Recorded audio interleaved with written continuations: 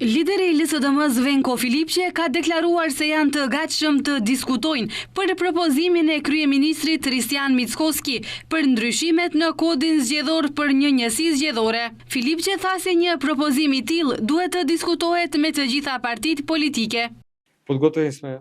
Jemi të gatshëm të diskutojmë për çdo gjë, por kjo është një çështje për të cilën duhet të diskutojnë të gjitha partitë politike, sepse nuk është vetëm çështja e një njësie zgjedhore, por ekziston edhe çështja e censuzit dhe çështja e listave të hapura. Të njëjtën kryeministri Tristan Mickoski gjatë debatit mbi propozim ndryshimet e ligjit për veçeverisje lokale nga foltorja e kuvendit i bëri thirrje opozitës që të mbështesin ndryshimet në kodin zgjedhor për një njësi zgjedhore, e cila do t'ia mundsonte edhe diasporës të votojë. Ai tha se grupi parlamentar i VMRO-DPMNE-s do të votojë për ndryshimet kushtetuese.